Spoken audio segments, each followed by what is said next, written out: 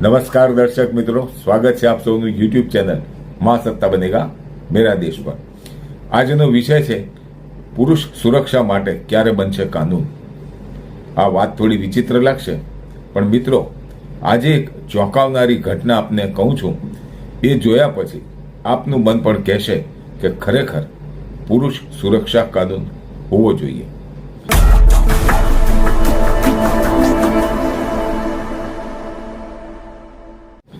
આ વિડીયો હવે ધ્યાનપૂર્વક જોશો તો બિચારા પુરુષની વ્યથા સમજાશે। આ કિસ્સો છે મુંબઈના ભાઈખલા વિસ્તારનો। ભાઈખલામાં રહેતા રવિ શાંતિલાલ મહિડા, ઉંમર વર્ષ 38, તેમના પત્ની ભારતી, ઉંમર વર્ષ 32 સાથે ખુશીથી લગ્ન જીવન વિતાવી રહ્યા હતા। તેમને 2 સંતાનો હતા, અશ્વિન 13 વર્ષ અને યોગેશ 11 વર્ષ।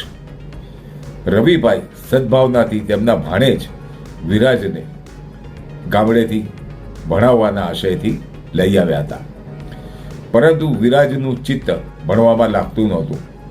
તેથી રવિભાઈએ વિરાજને પોતાની સાથે કામમાં રાખવાનો વિચાર કર્યો અને વિરાજ તેઓની સાથે જોડાઈ ગયો। આમ સાથે રહેતા મામા ક્યારેક કોઈ કામ માટે અન્ય સ્થળે જતા હોય ત્યારે ભાણેજ મામી સાથે સમય વિતાવતો।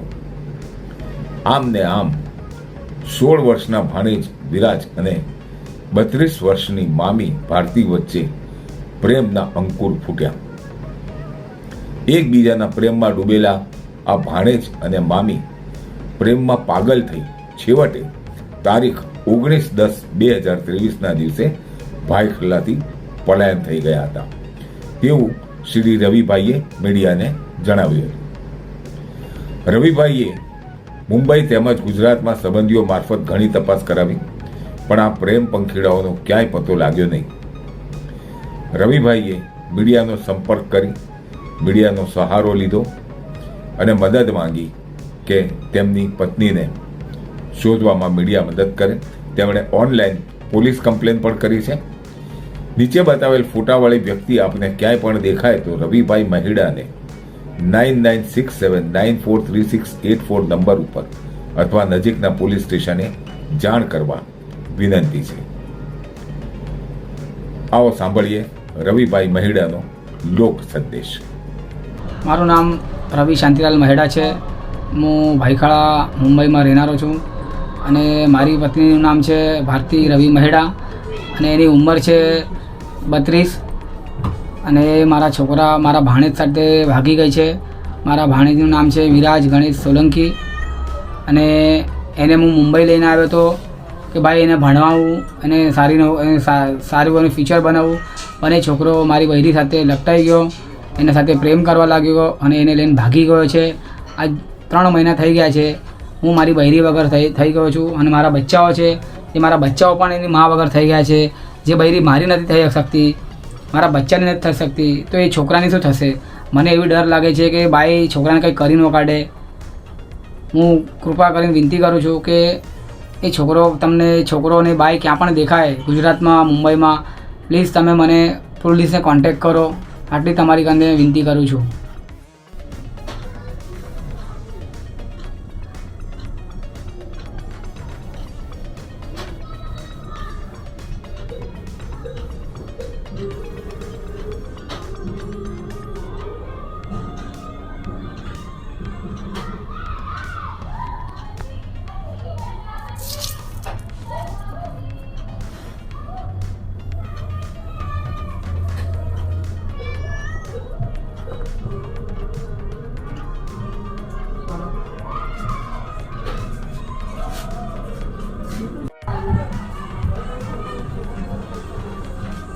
આ તમને લોકોને ક્યાંય દેખાય તો તમે પોલીસમાં જાણ કરજો અને મારો નંબર છે 9967943684 મારો મોબાઈલ નંબર છે।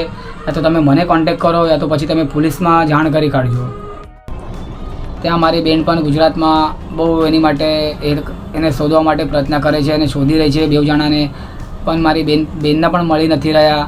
તો તમે કૃપયા કરીને તમને કંઈક મળે તો પોલીસ સ્ટેશનમાં જાણ કરજો અને પોલીસને પાસે પકડાઈ દીજો।